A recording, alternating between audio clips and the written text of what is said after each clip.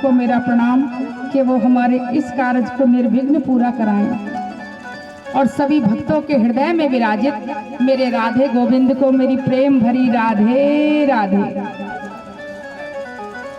तो आइए कथा के प्रथम दिवस में अपनी वाणी को हरि नाम से पवित्र करते हम प्रथम दिवस की कथा में प्रवेश करते हैं। बोलिए श्री बांके बिहारी लाल की जय। मुरली धरा मन मोहना हे नंद नंदना श्री राधे माधवा। मुरली धरा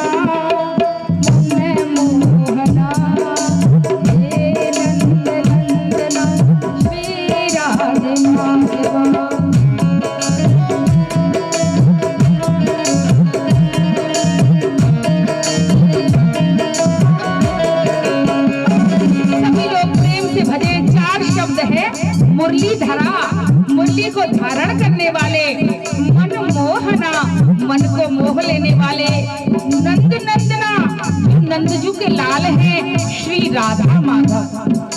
मुरली धरा मन मोहना हे नंद नंदना श्री राधे माधवा।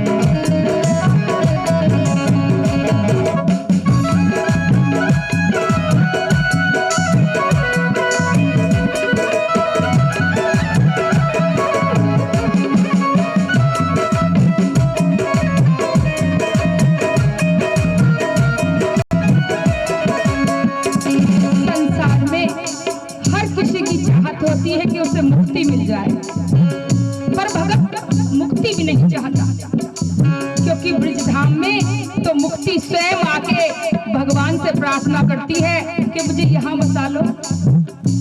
वह मोद न मुक्ति के मंदिर में जो प्रमोद भरा ब्रजधाम में है, जो प्रमोद भरा ब्रजधाम में है, जो प्रमोद भरा ब्रजधाम में है। इतनी छवि राशि अनंत कहाँ, जितनी छवि सुंदर श्याम में है, जितनी छवि सुंदर श्याम में है, जितनी छवि सुंदर श्याम में है। शशि में न सरोज सुधारस में, शशि में न सरोज सुधारस में, न लता न कला अभिराम में है, न लता न कला अभिराम में है।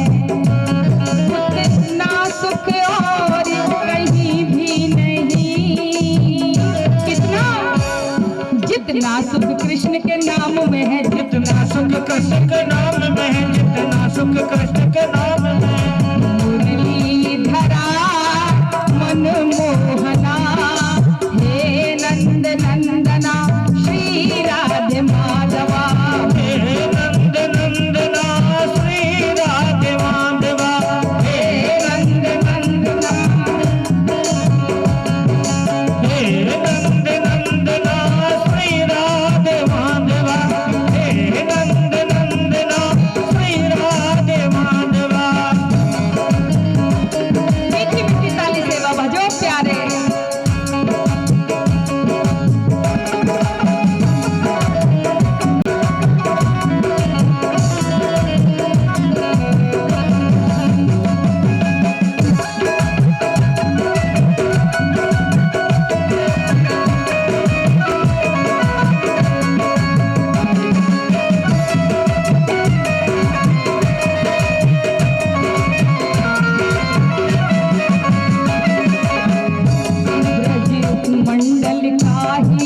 तारा नहीं, जग पीतल का उजियारा है तू, जग पीतल का उजियारा है तू।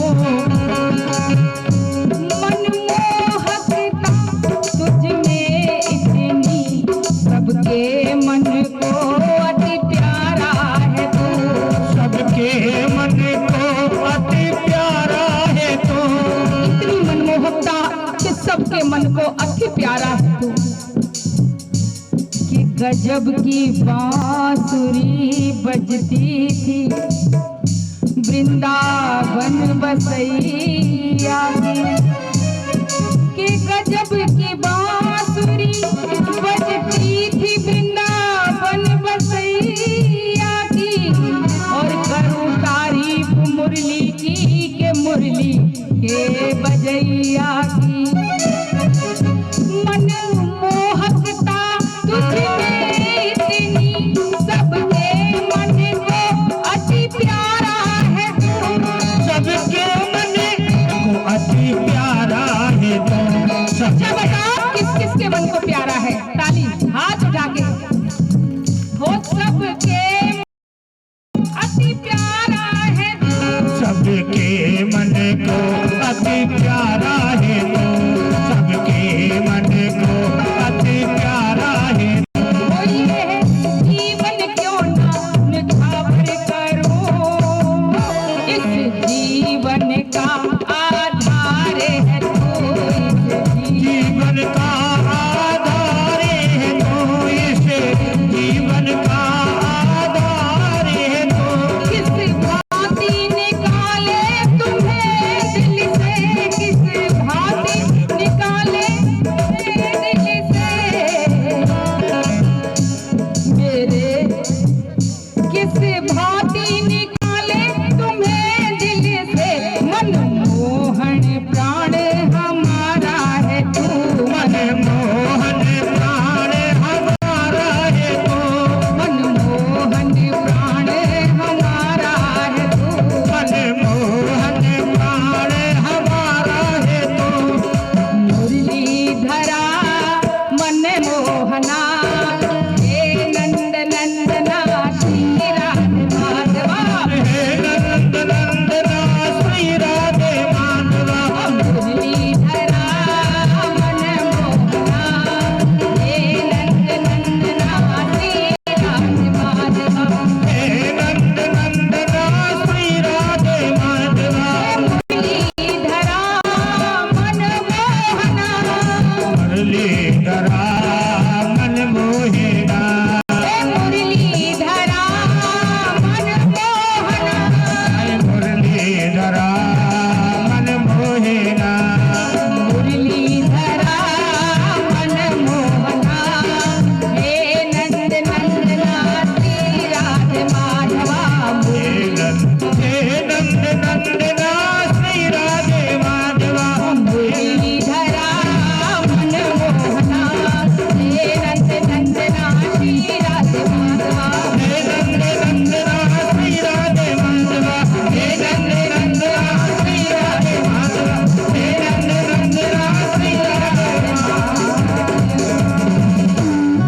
बोलिए बाके बिहारी लाल की जय हो।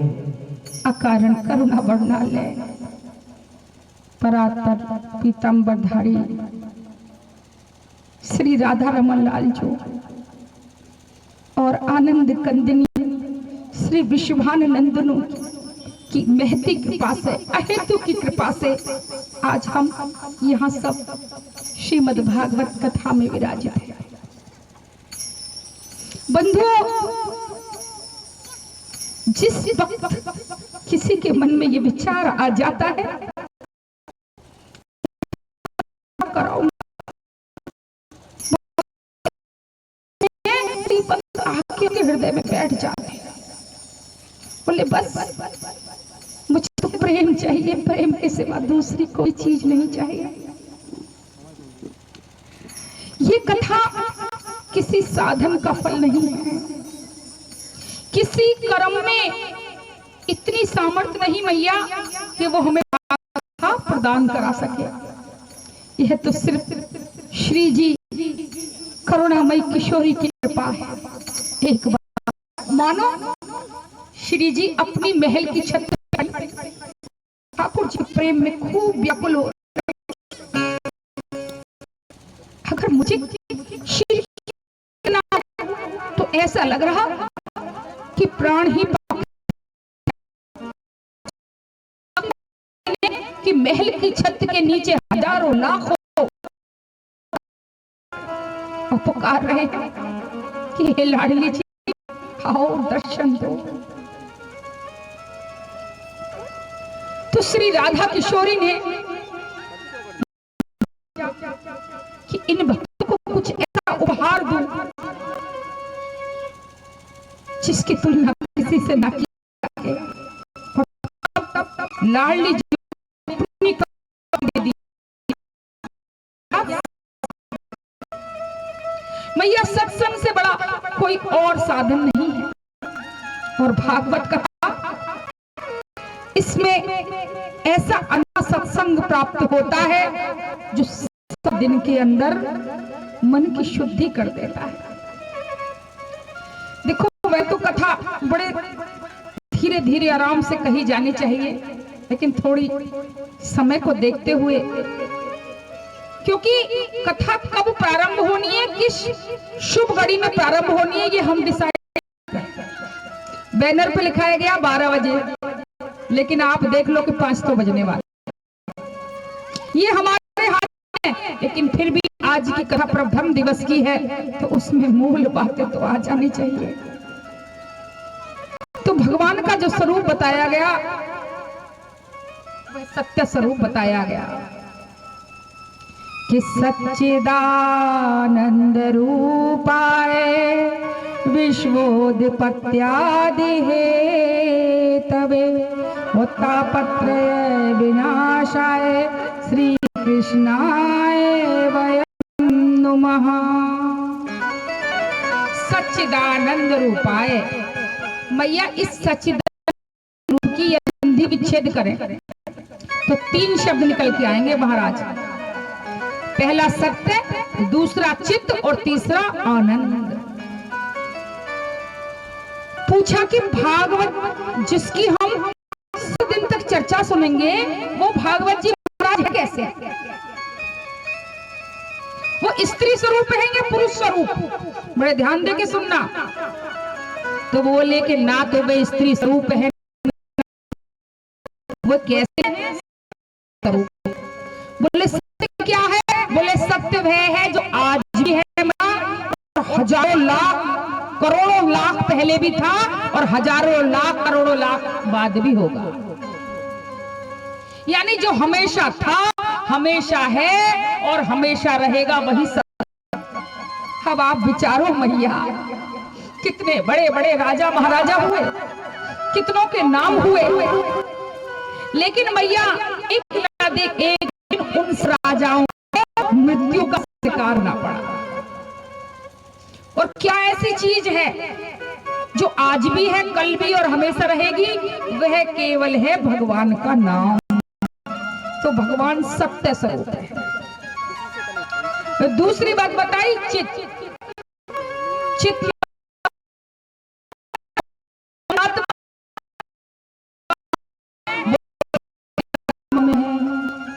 भगवान पहले हमारे मन में आके बैठते हैं, तो हमें उनके सुंदर स्वरूप के ठाकुर जी तब तक संभव नहीं, क्योंकि जर्रे जर्रे में है झांकी भगवान की, और किसी सूझ वाली आंख ने पहचान किया। राम ही केवल प्रेम प्यारा, भगवान को केवल प्रेम से प्रकट किया जा सकता है। बोले जब भगवान आएंगे मन के अंदर तो पहचान करेंगे, हम कैसे पहचाने कि हमारे मन में आ गए? तो मैया सुनो, जब भी भगवान आएंगे आनंद के रूप में आएंगे। 7 दिन आप कथा कराते हो ना, तो इस स्थान की, इस गांव की दशा ही कुछ और हो जाती है। यह तो खुद पहले से ही पावन भूमि है, माता मैया का स्थान है, पर प्यारे भक्तों, भागवत कथा किसी गली कूचे में भी हो जाए तो 7 दिन के लिए वह भूमि भी वृंदावन और बरसाना धाम बन जाता है। तो भगवान जब भी आएंगे हम मन में आनंद के स्वरूप में आएंगे। और विश्वोत्तर जो इस पूरी विश्व की रचना करते हैं और तापत्र विनाशाय और तीनों प्रकार के तापों का नाश करने वाले हैं।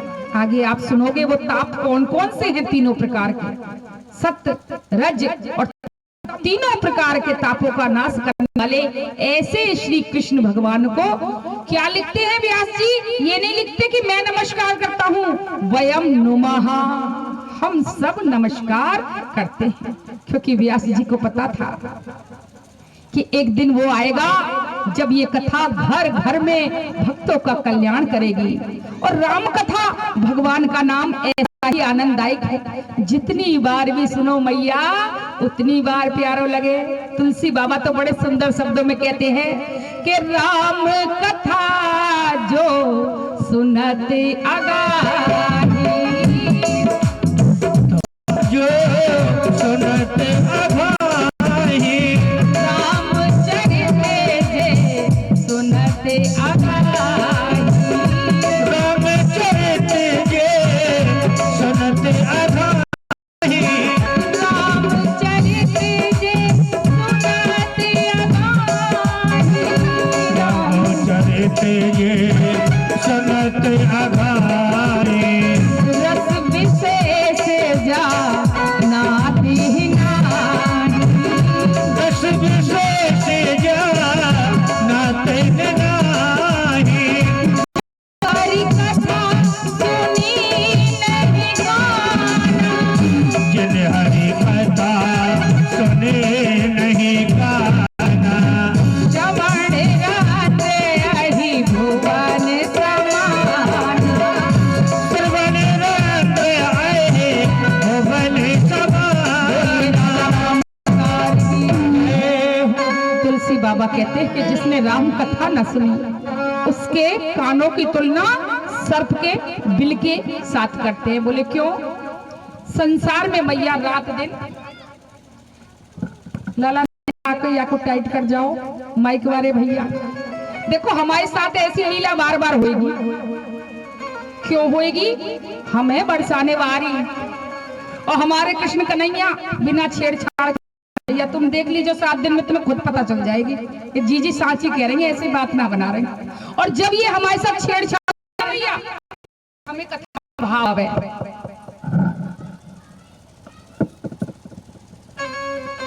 अन्ना कौंची करो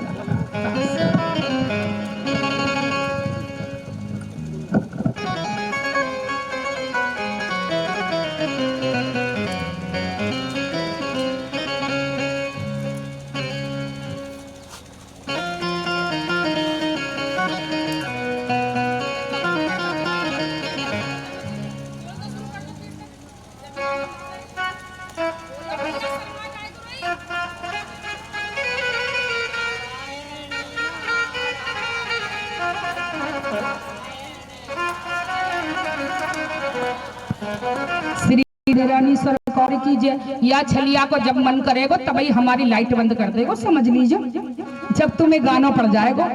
अब दीदी ने इशारों कर दियो इधर उधर की लाइट शुरू, क्योंकि ठाकुर जी को भाव से सब मिलके मनाएंगे। बोलिए बाके बिहारी लाल की जय। तो मैया एक बार नेमि से सूत मासीन मभिवाद्य महामती और कथामृत रसा स्वादा कुशलहा सोनको ब्रवी। नैमिष से सूत मासी, नैमिष धाम में बोलिए नैमिष धाम की जय। सौनक जी की अध्यक्ष में सारे ऋषि महात्मा इकट्ठे हैं और मैया पर श्री सूत जी का आगमन हुआ। बोलिए श्री सूत जी महाराज की जय। तो सभी संत महात्माओं ने कहा, हे सूत जी महाराज, आप कथा के बड़े रसिया हो, कथा कौशल में बड़े प्रवीण हो, देखो कथा में दो बातें होती हैं, दो क्या तीन बातें आपको भागवत कथा में मिलेंगी। पहला तो मैया ज्ञान, भक्ति, ज्ञान, वैराग्य, ये तीन चीज मूल है। अच्छा, भक्ति सबसे बड़ी चीज है। खाली भक्ति ही हो तो क्या हमारा कल्याण हो सकता है? तो बोले भक्ति बड़ी चीज है, बड़े ध्यान देकर सुनना, लेकिन भक्ति टिकेगी नहीं यदि उसमें ज्ञान ना मिले, और ज्ञान मिल जाए तो वैराग्य होना जरूरी। मैया क्या है, आप धीरे धीरे इस कथा में यह सब सुनते चलो।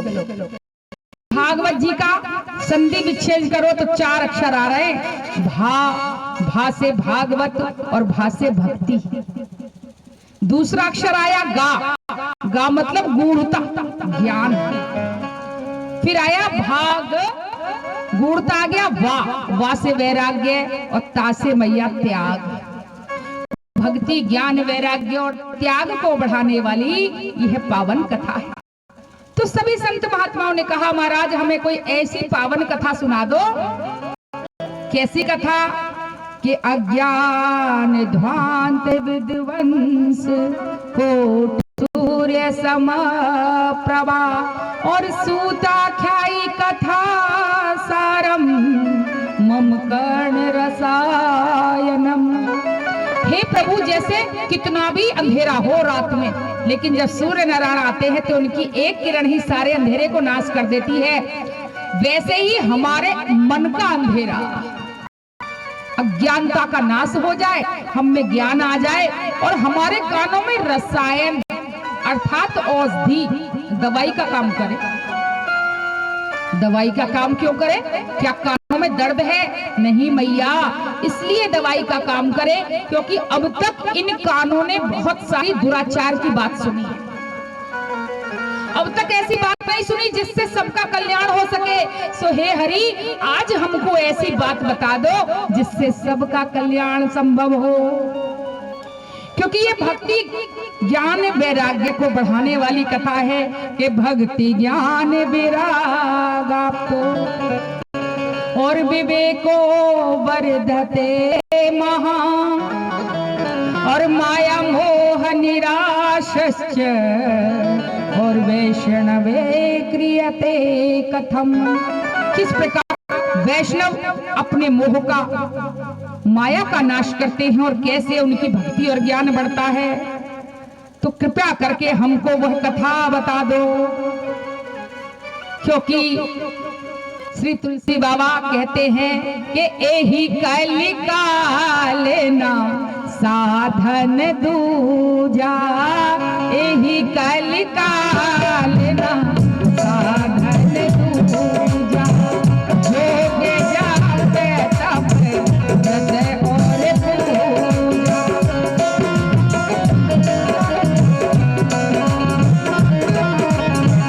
राम सुमरिए गाइए नाम ही,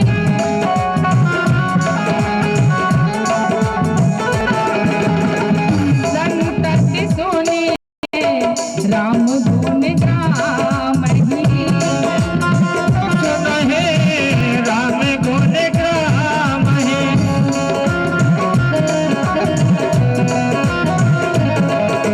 बोलिए बाके बिहारी। जब ये सुना श्री सूत जी महाराज ने तो अति प्रसन्न हो गए। बोले आपने तो संसार के कल्याण की बात सुनी, पूछ ली आज हमसे, तो आज हम ऐसी कथा सुनाएंगे जो आपके सभी संशयों को क्षय कर दे और आपके विवेक की जागृति करे, भक्ति की जागृति करे। क्योंकि भक्ति से बढ़ के कुछ भी नहीं है मैया, पर भक्ति अधूरी है बिना ज्ञान और वैराग्य के। और बताने लगे कि एक बार श्री नारद जी महाराज, बोलिए श्री नारद जी महाराज की जय हो। की मुलाकात सनकादिक ऋषियों से हुई। सनक, सनंदन, सनातन, ये चारों ऋषि कुमार आज मैयाओं कहाँ मिले हैं? विशालपुरी। विशालपुरी जो श्री बद्रीनाथ भगवान का धाम है। बोलिए बद्री विशाल भगवान की जय। और जैसे ही सनकादिक ऋषियों ने इनको देखा, नारद मुनि को, तो क्या देखते हैं कि इनका मुख थोड़ा उतरा हुआ है, थोड़ा उदास है।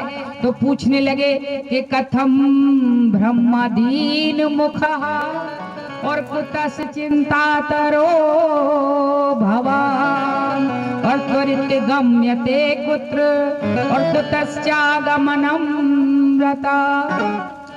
हे ब्राह्मण, तुम इतने उदास क्यों हो? तो बताते हैं कि मैं कई जगह गया। कहां कहां गया? नारद जी बता रहे हैं कि पुष्करम च प्रयागम च काशीम गोदावरीम तथा और हरि क्षेत्रम कुरुक्षेत्रम श्रीरंग सेतु बंधनम। प्रयाग गया, काशी गया, गोदावरी गया, हरिद्वार गया, कुरुक्षेत्र गया, सेतु बंधनम अर्थात श्री रामेश्वर गया। बोलिए रामेश्वर बाबा की जय। किंतु मेरे मन को संतुष्टि नहीं मिली। क्यों संतुष्टि नहीं मिली? क्योंकि संसार का हाल विचित्र देखा। जो ब्राह्मण लोग पूजन कर रहे हैं, उनका उद्देश्य भगवान को प्रसन्न करने के बजाय क्या है कि जजमान हमको कितना धन देता है उसी के अनुसार पूजा कराएंगे। ये कौन बता रहे? नारद जी बोले धन होगा तो पूजा होगी और धन नहीं होगा तो शॉर्टकट होगी। हमने भैया यही बात अपने संगीतकारों को, और देखो हमारे वेदांत भक्ति वाले भी आए और तारीफ है साहब इन सब की। जो दीदी की आवाज पे प्रेम में चले आए, बोले दीदी यदि आप पैसे को महत्व नहीं देती, प्रेम से कथा करने चली है, हम सब भी आपके साथ चलेंगे। और ये आप सबका प्रेम और लमान मैया का प्रेम है। तो आज कहा स्त्रियां अपना धर्म भूल गई। मैया स्त्री किस चीज के लिए पहचानी जाती है? स्त्री पहचानी जाती है अपनी सहनशीलता के लिए, अपने चरित्र के लिए। स्त्री को मां और धरती की तुलना की गई है। जो पृथ्वी हो वो सबका भार सह लेती है मैया, सबको सह लेती है। लेकिन आजकल की स्त्रियां अपना धर्म भूल के व्यभिचारता की ओर अग्रसर। सो ऐसा देख के मेरा मन बड़ा दुखी हुआ और तब मैं वृंदावन नगरी गया। बोलिए बांके बिहारी लाल की जय, बोलिए वृंदावन धाम की जय। तो यहाँ एक बड़ी आश्चर्यचकित करने वाली घटना देखी। क्या?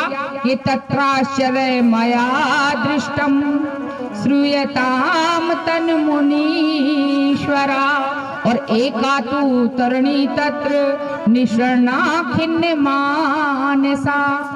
एक सुंदरी युवा स्त्री वहां पर बड़ी खिन्न अवस्था में है और उसी के पास दो बूढ़े ब्राह्मण मूर्छित पड़े हैं। मैंने पूछा देवी आप कौन हो? तो पहले तो वो कुछ ना बोली।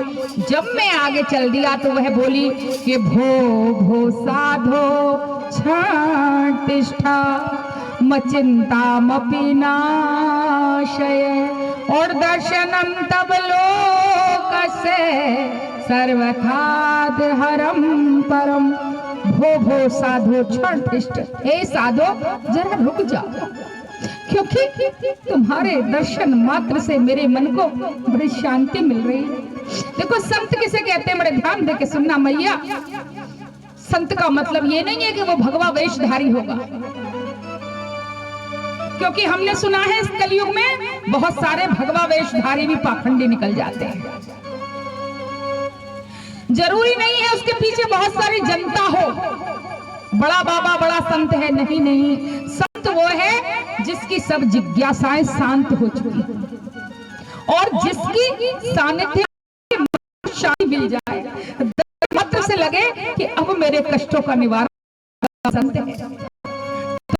तो लगे आपके मिल रही है और अपना परिचय दिया कि अहम भक्ति रीति ख्याता एमो में तो ज्ञान काल योगे न जय जय। मैं माता हूँ और ये मेरे पुत्र ज्ञान और वैराग्य। बहुत पंख रही थी। ये कोई और नहीं, गंगा, यमुना, सरस्वती आदि नदियां हैं जो मेरी सेवा कर रही हैं।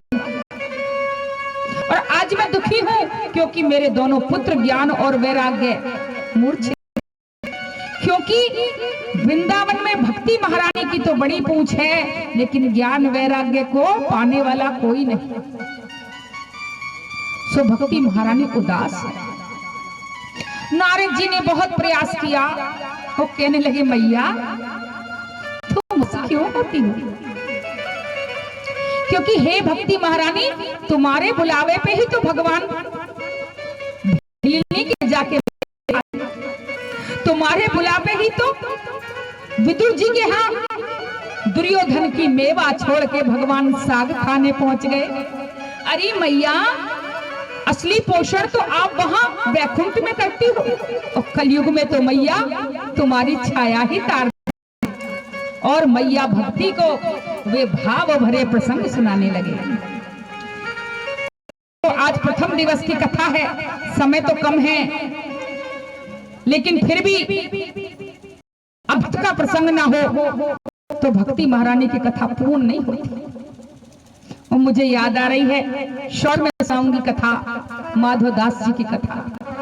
वो ये भक्त वत्सल भगवान की जय। परम भक्त श्री जगन्नाथ प्रभु के बोलिए जगन्नाथ की जय। जगन्नाथ जी के परम भक्त माधवदास, उनकी पत्नी थी और वो पत्नी चल बसी। मन में प्रेम ही प्रेम था भगवान का, पत्नी भी चल बसी। तो उन्होंने सोचा कि यहाँ पड़े रहने से अब क्या फायदा, अब तो जगन्नाथपुरी चलूं, वहीं रहूंगा, रात दिन भगवान के गुण गाया करूंगा। सो पहले जमाने की बात थी बंधुओं, ये गाड़ी, ये मोटरसाइकिल, ये सब नहीं थी। मनुष्य के पास या तो किसी गाड़ी से जाए, घोड़े इत्यादि से, या पैदल चले मैया। सो उनके पास कहाँ धन रखा, वे तो सादा सीधे इंसान थे। सो मैया पैदल चलते चलते चलते चलते आज कहाँ पहुंचे? जगन्नाथपुरी।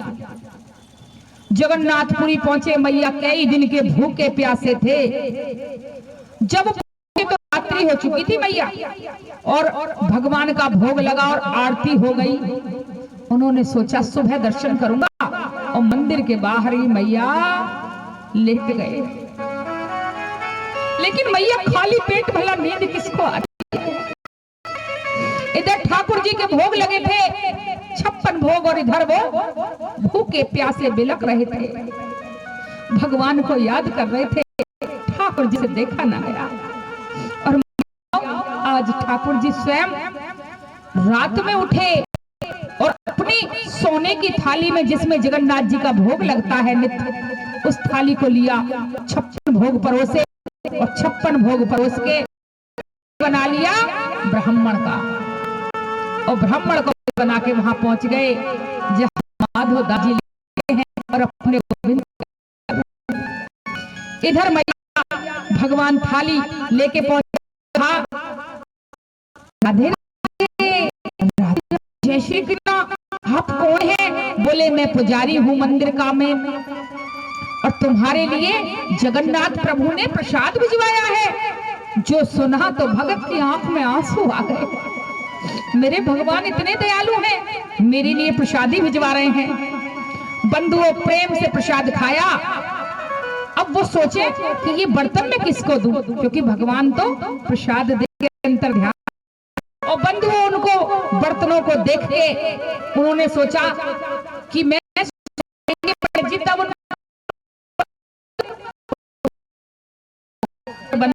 सुबह मंदिर के पट खुले और सोने की थाली कटोरी नजर ना, क्योंकि सोने की थाली कटोरी तो जगन्नाथ जी स्वयं पंडित बनके अपने भगत के लिए दिया है। सारे में ढूंढेर मच गई कि सोने की थाली कटोरी चम्मच चुराने वाला कौन है। और पता चला वो तो बेखबर सो रहा था। 4 बजे तक तो ठाकुर जी बैठे रहे, पंडित जी बन के बात करते रहे। देखो, हर एक से प्रेम से मिलना चाहिए, ना जाने किस रूप में नारायण मिल जाए। सुबह 4 बजे तक बात हुई, और जैसे ही पूजा का टाइम हुआ तो ठाकुर जी भागे और थाली कटोरी वहीं रखी। राजा के दूत आए, उन्होंने देखा, रे थाली कटोरी इसके पास रखी और पकड़ के उस भगत को ले गए और बंधुओं कारागार में बंद कर दिया। कारागार में बंद करा और 50 कोड़ों की मार उसको सजा दी गई। लेकिन 50 कोड़ों की मार जब अनाउंस हुई तो सब बोले कि ये कितना कमजोर जर्जर अवस्था का प्राणी है। मैया, एक कोड़े की मार खानी भी बड़ी कठिन होती है, उसी में ही साधारण मनुष्य की कमर से खून निकल पड़ेगा, लेकिन उसको सजा मिली है 50 कोड़े खाने की। बोले कृष्ण, पहले तो इतना प्यार लुटाया कि आके हमको किसी पंडित के हाथ खुद थाली भिजवा दी, 56 भोग भिजवा दिए, हमने कब तुमसे मांगा था, और खुद आके रात भर हमसे पंडित के द्वारा हम बातें पूछते रहे, और आज जब वक्त आया है तेरे दास पे संकट का, तो तू आएगा या नहीं आएगा, आज मुझे यही देखना है।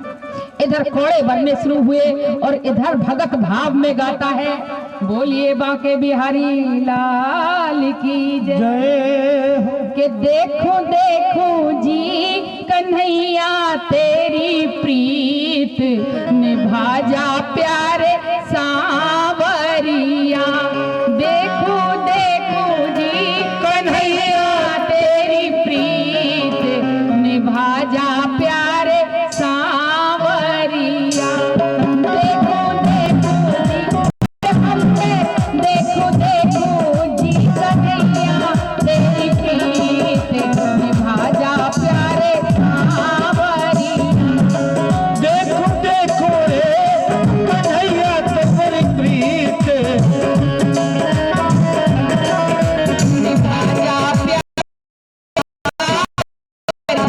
निभा जा प्यारे प्यारी सारी सेवा। बोल जगन्नाथ महाप्रभु की जय हो।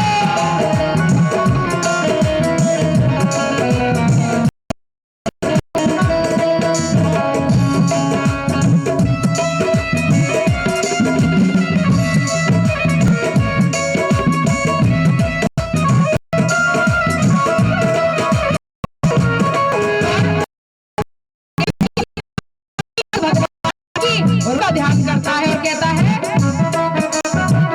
देखो भगवान जगन्नाथ की सबसे सुंदर क्या है, गोल गोल नेत्र, मधुर विशाल,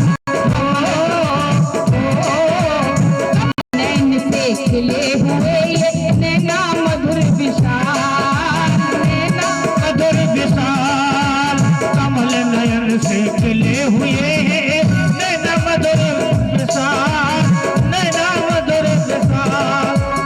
अधरा मत पर धरी मुरलिया मोर मुकुट बनमाल, प्यारे मोर मुकुट बनमाल, प्यारे मोर मुकुट बनमाल प्यारे मोर मुकुट बनमाल। आजा आजा रे अरे हम में आजा आजा रे जसोदा की हाल, सुना जा प्यारी बात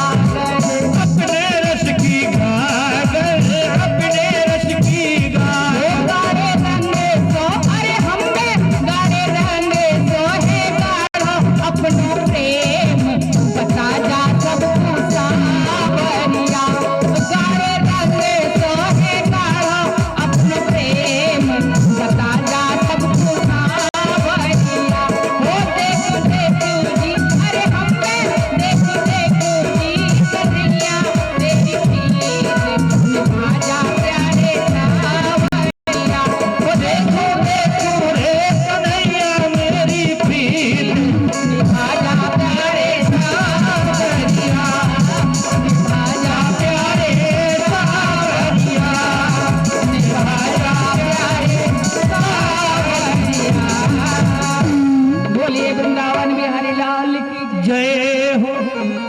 एक बार प्रेम से कह दो राधे राधे। अजी एक बार और कह दो राधे राधे। अजी दोनों हाथ उठा के कह दो, बोलिए श्रीमद् भागवत पुराण की जय। देखो 7 दिन मैया तुम्हें बड़ी सताऊंगी, मैं बार बार कहवाऊंगी, प्रेम से कह दो, प्रेम से कह दो राधे राधे। और मेरी गारंटी है कि जब मैं यहाँ से जाऊंगी ना तो आपके कानों में ये मेरी आवाज गूंजे। एक बार प्रेम से कह दो राधे। बोलिए श्रीमद् भागवत महापुराण की जय। इधर भगत के ऊपर कोड़े पड़ते रहे और उधर आराम से भगत कोड़े खाता रहा और मुस्कुरा के भजन गाता रहा। सबको बड़ा आश्चर्य हुआ कि ना ये चीखा ना चिल्लाया, आखिर कोड़े की मार से ये डरा क्यों नहीं, इसके बदन में दर्द क्यों नहीं हुआ। और उधर जगन्नाथ मंदिर में भगवान के वस्त्र बदले। अब वस्त्र बदलने के लिए जैसे ही कपड़े उतारे तो क्या देखते हैं, जगन्नाथ की पूरी पीठ पे 100 कोड़े के निशान और जगन्नाथ की पीठ से खून बह रहा है। अपने भगत का पूरा दर्द जगन्नाथ भगवान ने अपने ऊपर ले लिया। मैया ये कथा नारद जी सुनाने लगे, अनेक कथाएं ऐसी। आज भक्ति महारानी सुन के भाव विभोर हो गई, लेकिन ज्ञान वैराग्य अभी जौकी तो पड़े। फिर आगे नारद जी को आगे चले और सनकादिक ऋषि मिले। उन्होंने कहा कि भक्ति महारानी के कल्याण के लिए आप श्रीमद् भागवत कथा कराओ। और फिर भागवत कथा का आयोजन हुआ, जिसमें स्वयं सनकादिक महाराज व्यासपीठ पे बैठे और भक्ति महारानी क्या देखते हैं, जैसे ही भागवत कथा शुरू हुई और व्यास जी ने जयकारा लगाया, बोले भागवत भगवान की जय हो। और बताए कि यह 12 स्कंद इस भागवत कथा में और 18,000 श्लोक में यह भागवत कथा है और 335 अध्याय हैं। मैया जो भागवत कथा सुनाई गई त्यों भक्ति महारानी प्रसन्न होती गई। क्या हैं कि भक्ति महारानी अब दोनों पुत्रों के साथ जो पूर्ण युवा हो गए, नाचती गाती चली आ रही। श्री कृष्ण नाचती गाती कीर्तन करती झूमती चली। श्री कृष्ण गोविंद हरे मुरारी, हे नाथ नारायण वासुदेव। श्री कृष्ण गोविंद हरे मुरारी, हे नाथ नारायण वासुदेव।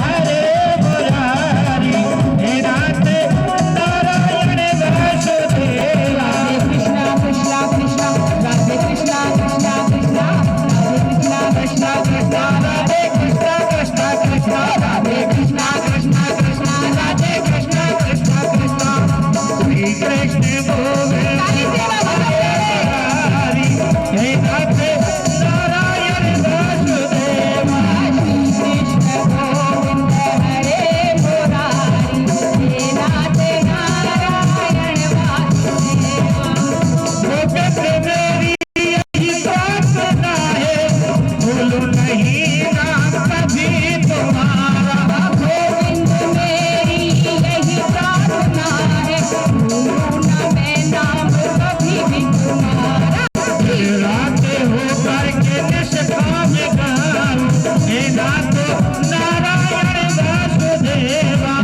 गोविंद हरे मुरारी, हे नाथ नारायण वासुदेवा। हरे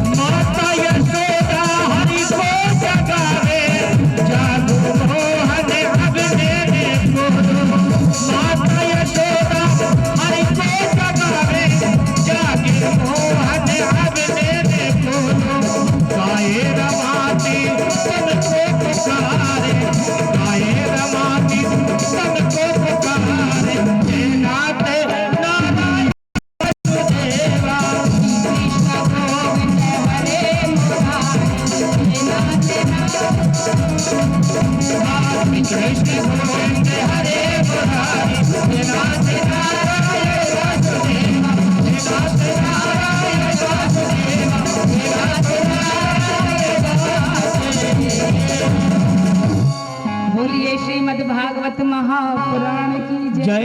एक बार प्रेम से कह दो राधे राधे।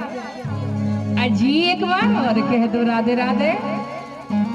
तो आज जब भक्ति महारानी आई तो व्यास जी से पूछा कि मैं कहाँ बैठूं, मुझे आसन दो।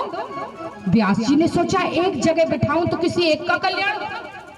तो कहा भक्ति महारानी जितने भी भगत बैठे ना उनके सब में हृदय में जाके आप अपना आसन लगाओ और भक्तों के हृदय में जाके बैठ जाओ। और जैसे ही भक्ति महारानी विराजित हुई एकदम ऐसा प्रेम का उबाल आया कि सब जयकारे लगाने लगे, खूब प्रसन्न होकर भगवान को पुकारने लगे और वहां पे भगवान प्रकट हो गए। बोलिए श्री हरि भगवान की जय। और भगवान से आशीर्वाद मांगा। क्या आशीर्वाद मांगा भक्तों ने कि जहां जहां भी भागवत कथा होवे और भगत यदि भाव में आके भागवत कथा कहने और सुने तो भगवान हमें वचन दो कि किसी ना किसी रूप में आप वहां अवश्य ही आओगे। तो भगवान ने वचन दे दिया कि जब जब भगत भाव में आके कथा कहेंगे और भाव में आके कथा सुनेंगे तो वहां किसी ना किसी रूप में मैं अवश्य ही आऊंगा। बोलिए श्रीमद् भागवत महापुराण की जय। अब ऋषिगण कहने लगे कि एक बात बताओ महाराज, क्या कोई ऐसा भी है, ये तो भक्ति महारानी की कथा है, जो महापापी हो और फिर भी उसका कल्याण हुआ हो? बोले ऐसा भी है, सुनो। एक नगरी थी, कौन सी? के तुंगभद्रा तटे पूर्वम। तुंगभद्रा नदी के किनारे पूर्वी तट पर के तुंगभद्रा तटे पूर्वम और ऋतुहत्यनमोत्तमं यद्वर्णा स्वधर्मे सत्य सत्य कर्म तत्पराः।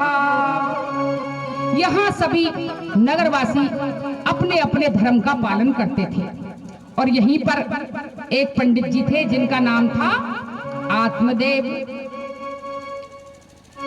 आत्मदेव जी की पत्नी धुंधली। मैया आत्मदेव जी का मतलब है जो अपनी ही आत्माओं में रमण करने वाला, अपने भगवान का ध्यान और अपनी आत्मा पे मगन। और धुंधली बिल्कुल अपने पति से विपरीत। मैया धुंधली कैसी थी कि सबके जब पति आवे तब तो ये बिल्कुल पतिव्रता बन जाए, ऐसा समझो महाराज इनसे ज्यादा सतवंती नारी ना है धरती पर। और जब पति चले जाए तो काउते झगड़ों करे, काई से लड़ाई करे। इनके घर मैया कोई संतान नहीं थी, क्योंकि देखो घर में सुख शांति वैभव लक्ष्मी संतान सब कुछ किसके भाग्य से आता है? स्त्री के भाग्य। स्त्री का जैसा कर्म होगा घर में वैसी ही बरकत होती चली जाएगी। पुरुष का काम तो मैया धन कमाने का बताया है, पर भाग्य लक्ष्मी स्त्री के कर्मों से आती है घर में। ये दशा थी मैया कि गैया मैया थी घर में, लेकिन उनको भी कभी बछड़ा बछिया कुछ नहीं भाई। तुलसी का भी पौधा लगावे तो वो भी सूख जाए। सो आज दुखी हो गए आत्मदेव जी और अपनी जान उस नदी में कूद कर दे देना चाहते थे। उसी वक्त वहां पे एक पंडित जी आए, साधु संत।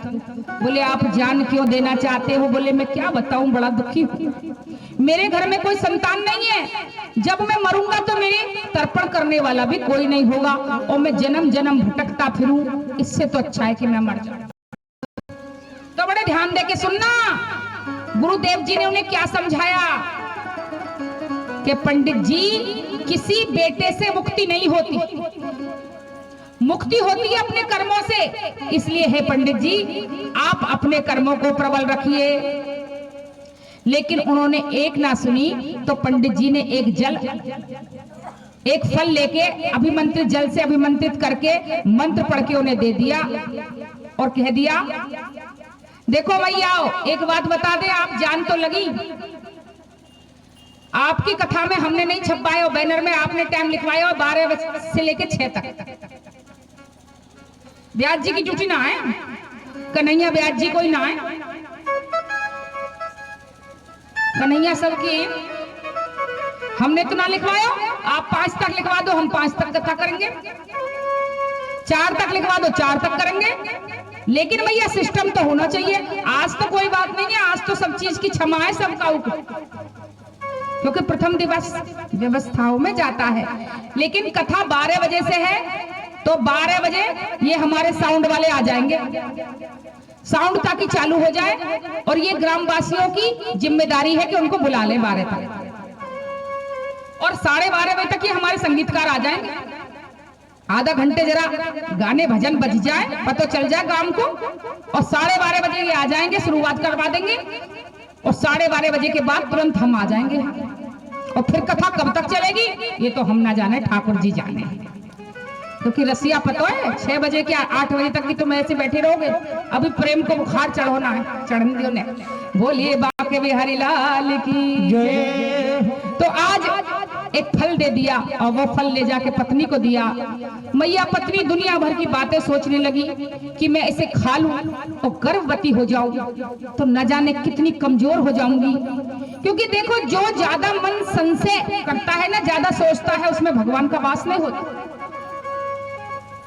जो ज्यादा चिंता करते हैं, सोचते रहते हैं, उनकी ये निशानी बताई गई है कि वो भगवान के भगत नहीं है। क्योंकि भगवान के भगत को हर हालत में अपने प्रभु का भरोसा रहता है।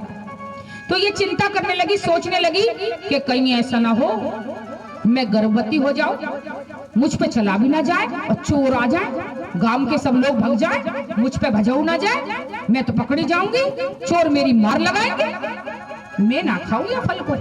और फिर बालक होएगा, बालक होने में मैंने सुनी है औरतें कैसी कैसी चीखें, का हाल होएगा मेरो, मैं ना खाने वाली। सो मैया सोच रही थी, तब तक उसकी बहन आ गई। उसकी बहन ने कहा, बहन तुम चिंता मत करो, 4 बालक मेरे हो चुके, 5वां मेरे पेट में है, तुम मुझे धन दे देना और मैं तुम्हें बालक दे दूंगी। सबसे झूठ बोल दो कि तुम गर्भवती हो गई। कि बहन इस फल का क्या करूं? ये फल गैया मैया को खवा दो। गौ माता को वो फल खवा दिया, और भगवान का दिया आशीर्वाद का फल था, गौ माता गर्भवती हो। इधर धुंधली ने हल्ला मचा दिया कि मैं भी गर्भवती हो गई हूँ, और अपने पति से बोली जब प्रसव का टाइम आया, डिलीवरी का टाइम, कि देखो मेरे सासू माँ ना, मेरी बहन की जो सासू माँ बड़ी अच्छी है, उनके प्रसव कराएंगी, साथ में मैं चली जाऊंगी, दोनों बहन एक साथ निपट लेंगी। आत्मदेव जी बोले ठीक है, और बंधुओं बहन के बच्चा हुआ, उनका बच्चा ले लिया और आत्मदेव जी से कह दिया कि ये रहा तुम्हारा बेटा। इधर गैया मैया ने एक बालक को जन्म दिया जो मनुष्य के जैसा था, केवल उनके कान गौ माता के जैसे, इसलिए उनका नाम हुआ गोकर्ण जी। और धुंधली ने अपने बेटे का नाम न रखन दिया, बोला हमारा नाम धुंधली और ये हमारा धुंधकारी, उसका नाम धुंधकारी पड़ा। कहते हैं मैया पूत के पाम पालने में दिखाई दे में, बचपन से ही ये धुंधकारी इतना शरारती था, किसी चलते हुए को धक्का दे जावे, अंधा व्यक्ति जा रहा होगा कि लाठी छीन लेवे और बच्चन को उठा उठा के कुआं में फेंक दे। ऐसा आतंक महाराज, बहुत बताने पर एक ना मानी। अंत में पिताजी ने अपने पुत्र गोकर्ण से पूछा, बेटा क्या करूं? तो गोकर्ण ने कहा कि जब ऐसा समय आए तब एक ही रास्ता है कि पिताजी घर बार छोड़ो और भगवान की शरण में हो जाओ। पिताजी चले गए वन में और वहां 10वें स्कंद का पाठ करके भगवान को पा गए। इधर बेटा अब बिना पिता का हो गया तो और भी ज्यादा बर्बाद हो गया। माँ से कहे माँ पैसा दे। देखो जो माता अपने बेटे को ज्यादा लाड़ प्यार करती है ना, पिताजी को भी नहीं बोलने देती, डांटने नहीं देती, वो सुन ले। लाड़ प्यार भी जरूरी है मैया, थोड़ी मार भी जरूरी है, सब चीज जरूरी है जिंदगी में सुधार के लिए। तो आज ये बालक माँ को दुखी करने लगा, माँ से पैसा मांगे, और जब माँ पे ना बने तो मैया इस बालक ने माँ को धक्का दिया और पैसा छीन के भाग गया। माँ दुखी हुई और कुएं में कूद के अपनी जान दी। अब तो ये 5 वेश्याओं को घर में ले आया, घर में रखे, जहां भगवान की पूजा हुआ करती थी उसी घर में अब वेश्या रहने लगी। सारे में निंदा होने लगी। एक दिन की बात है, राजा के यहाँ से धन चुरा के भाग रहा था। उसी वक्त राजा के दूतों ने इसे देख लिया, और राजा के दूतों ने जब इसे देखा, ये दौड़ के आया, इसने वेश्याओं से बताया कि देखो मुझे आज राजा के दूतों ने देख लिया, तो वेश्या ने समझा कि अरे ये एक ना एक दिन पकड़ा जाएगा, और पकड़ा जाएगा तो हम भी पकड़े जाएंगे, सो अच्छा इसे मार दो। और माताओं उसको गला घोट के मारने की कोशिश करने लगी। जब वो चीखा तो उसके मुंह से आवाज ना निकले, इसलिए जलते हुए अंगारे लेके उसके मुंह में ठूस दिए और उसको मार दिया। जब वह मरा तो उसकी आत्मा भूत प्रेत बन के भटकने लगी। इधर मैयाओं, गोकर्ण महाराज को जब पता चला कि मेरी मैया, मेरे पिताजी, मेरा भैया सब जा चुके हैं, तो उन्होंने गया जी में जाके, तीर्थराज गया जी में जाके सबका श्राद्ध करा और मैया अपने घर वापस आई। लेकिन रात को जब सोते हैं तो क्या देखते हैं कि बड़ी अजीब अजीब हरकत हो रही। घर अपने आप बर्तन, अपने आप तस्वीर हिलने लगी। कभी किसी औरत की चीखने की आवाज आए तो किसी बच्चे की रोने की आवाज आए। वो समझ गए कि यहाँ कुछ ना कुछ प्रेत बाधा है, तो कहने लगे कि किंवा प्रेतः पिशाचो वाराक्षसीति संसनः, कि तुम कौन हो।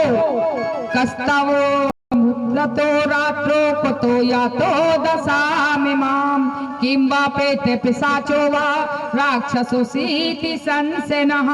तुम जो कुछ भी हो, तुम आओ मेरे सामने और मुझसे बात करो। लेकिन मैया, प्रेत को शक्ति तो होती है, पर इतनी शक्ति नहीं होती कि वो किसी के साथ होकर बात कर सके। अब उन्होंने क्या किया, अपनी अंजलि में जल लिया और उस प्रेत के ऊपर मंत्र पढ़ के फेंका कि ततं जलो जलम कृत्वा गोकर्ण स्मुदैर्यत। ये भगत की लक्षण है। मैया, भगत कभी डरता नहीं है। सामने प्रेत खड़ा क्योंकि उसके पास भगवान का नाम है, और जो मंत्र जल फेंका देखते हैं जो खड़ी हो गई और कहने लगी कि अहम भ्राता तदीयोऽस्मि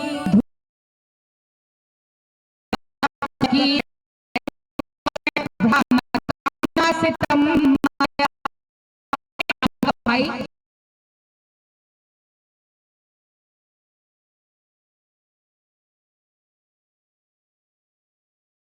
दया के सागर हो कि आप भगत हो, आप किसी तरह से, हे मेरे भ्राता, अहो बंधो कृपा सिंधु भ्रातर मामा सुमोचे, मेरे दुख का नाश करो। तो कहा कि चिंता ना कर धुंधकारी, मैं तेरे दुख का नाश अवश्य कराऊंगा। अब बंधुओं, सुबह को श्री सूर्य नारायण भगवान की पूजा करने बैठ गए। कौन? गोकर्ण। और गोकर्ण जी ने प्रार्थना करी कि भगवान, आप किसी तरह से ऐसा कुछ उपाय बता दो जिससे मेरी भैया की आत्माओं को मुक्ति मिल जाए। तो क्या कहा कि श्रीमद् भगवतान मुक्ति सप्ताह वाचनम कुरु, यदि तुम मुक्ति चाहते हो तो सप्ताह भागवत जी का सप्ताह कराओ। और अब भागवत जी का सप्ताह होने लगा। और बंधुओं, क्या हुआ कि पास ही में बांस का बगीचा था। बांस तोड़ तोड़ के मंडप बनाया और व्यास रूप में कौन बैठे? स्वयं श्री गोकर्ण जी बैठे। और भैया का आह्वान करा के भैया आओ कथा सुनो। तब उसके पास शरीर तो था नहीं, तो खोखले बांस में आके धुंधकारी बैठ गए।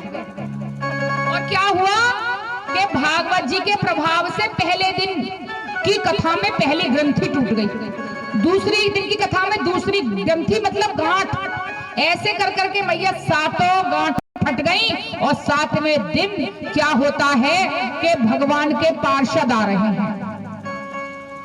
सबको बड़ा आश्चर्य हुआ कि ये भगवान के पार्षद कहाँ कैसे आ गए। प्रणाम किया और पूछा कि आप प्रभु कैसे आए, आपके आने का कारण क्या है। तो कहा कि हम आपके भाई, बड़े ध्यान दे के सुने, श्री धुंधकारी जी को लेने आए। बोले श्री धुंधकारी? अरे वह तो प्रेत है। बोले प्रेत था, कथा सुनने से पहले वो प्रेत था, पर कथा सुन के वो श्री हो गया, उसके नाम के आगे श्री लग गया। तो सब बोले कि कथा तो हमने भी सुनी, उद्धार उन्हीं का क्यों हुआ? आप भी बड़े ध्यान दे के सुनना। बोले इसलिए हुआ कि हमने कथा इस कान से सुनी और इस कान को निकाल दी। लेकिन धुंधकारी ने वो कथा मन में बसाई, मनन करा, चिंतन करा, वो अपने पापों के लिए पल पल रोया और भगवान से विनती प्रार्थना करी, इसलिए इसका उद्धार हो गया। सो बंधुओं, ये 7 दिन की कथा में हम सबको भी सिर्फ कथा सुननी नहीं है, कथा को अपने जीवन में उतारना है, क्योंकि धन्या भागवती वार्ता और प्रेत पीड़ा विनाशनी, सप्ताहोपि तथा धन्य कृष्ण लोक फल प्रदा। धन्य है ये भागवती वार्ता जो प्रेतों की भी मुक्ति करा देती है। तो आज तो थोड़ा समय का अभाव रहा है, माता जी अभी आदि उठ गई। देखो मैयाओ, अगर सबको भागवत जी विराजने की खुशी है, देखो हम कथा कहते हैं भाव से, पर समय नहीं देखा जाता। तो आप सब पहला काम तो क्या करेंगे, जितने भी आसपास के गांव के तो छोड़ो, आसपास के गांव वाले हैं सबको सूचना पहुंचा दो, फोन उठाओ। यदि गोविंद को अपना मानती हो तो कहो कि बरसाने की लाडली दीदी आई हैं, अमृत बरस रहा है, एक भी जन ऐसा ना बचे कि जो कथा सुनने ना आए। अरे हमेशा अपने रिश्तेदारों को बुलाते हो, अपने छोरा की शादी में बुलाओ, छोरा आवे घर में तो बुलाओ हो, अब भला उनका कल्याण करने के लिए अपने अपने घर में अपने रिश्तेदारों को नहीं बुला सकते? सब अलग अलग मिलके अगर ये भार उठा लोगे और सबके रिश्तेदार आएंगे और कथा सुनेंगे तो इस गांव में कैसा उत्सव बनेगा। और जो गांव में ना आ रहा हो वहां के पाम छूने पड़ जाए, मना के लिए आई हूं, क्योंकि ये कथा विनम्र होना सिखाती है, ये कथा झुकना सिखाती है मैयाओ, ये प्रेम सिखाती है। तो आइए आज की कथा को तो यही विश्राम, और कल ठीक 12:30 बजे हमारे संगीतकार आ जाएंगे। 12 बजे भैया साउंड वाले जरूर आ जाओ, साउंड लग जावे। उसके बाद आप सब लोग भी 12:30 बजे तक मैयाओ सब आ जाओ, निबट जाएगा काम। ठीक है, टाइम 12:30 बजे। 12:30 से मैया बोलेंगे एक डंडा, मैया तुम 12:30 बजे आओगी, तुम्हारी संग की सहेली 1 तक आएंगी, पर 1 से लेट मत हुई, क्योंकि 1 बजे दीदी कथा प्रारंभ कर देंगी और 1 से 5:30 तक तो कथा चलेगी चलेगी। उसके बाद ठाकुर जी जाने 5 तक कथा चलेगी, उसके बाद थोड़ा आधा घंटे नच गाना भी होगा। अब इतने संगीतकार बुलाएं तो थोड़ा आनंद भी तो बरसना चाहिए। आइए एक भजन नाचते गाते, उसके बाद एक भजन, उसके बाद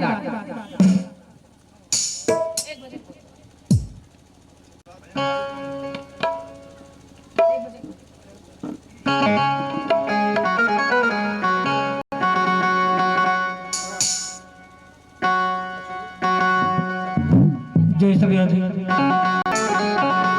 श्यामा तेरे चरणों के घर धूल जो मिल जाए, श्यामा तेरे चरणों के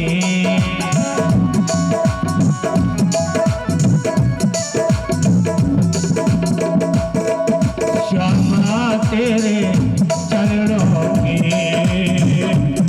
श्यामा तेरे चरणों की गले धूल जो मिल जाए, सच कहता हूँ बाबा, सच कहता हूँ बाबा, तेरे भजन गाए,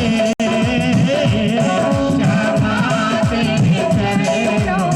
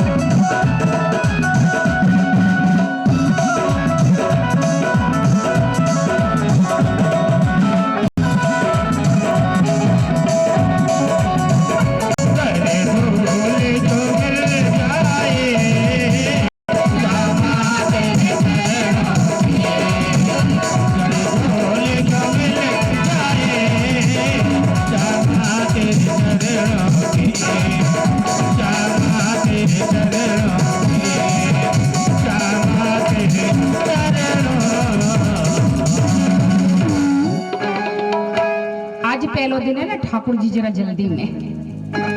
कोई बात नहीं, कल से खूब धूम मचेगी, सब तैयार हो के आओ। आइए आरती करते हैं प्रेम भाव से।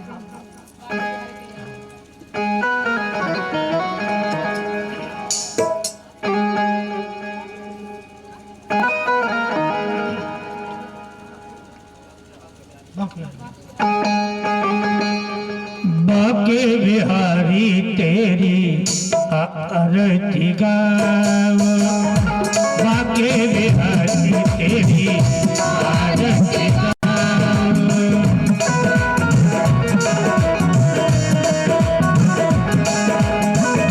मोरे मुकुट प्यारे शीश पे सोहे, प्यारी बरसी निर्मल मोहे, देखे छवि में बलिहारी जाओ।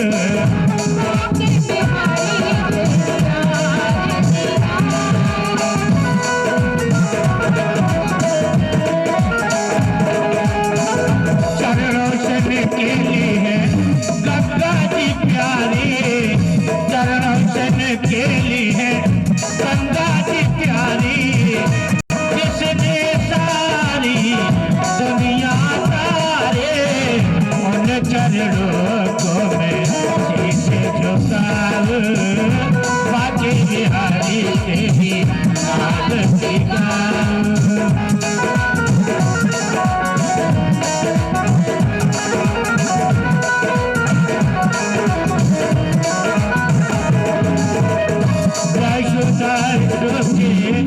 नाते आते हो सबको तो जीवन प्यारे साथ आते हो, वैश्व सदा सावन पार, बाके बिहारी तेरी आरती गाओ।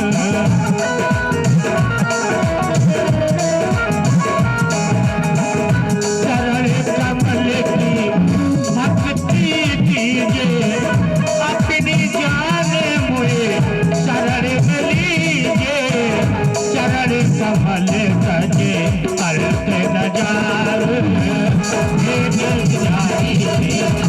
आरती गाओ, राजो बिहारी तेरी आरती गाओ।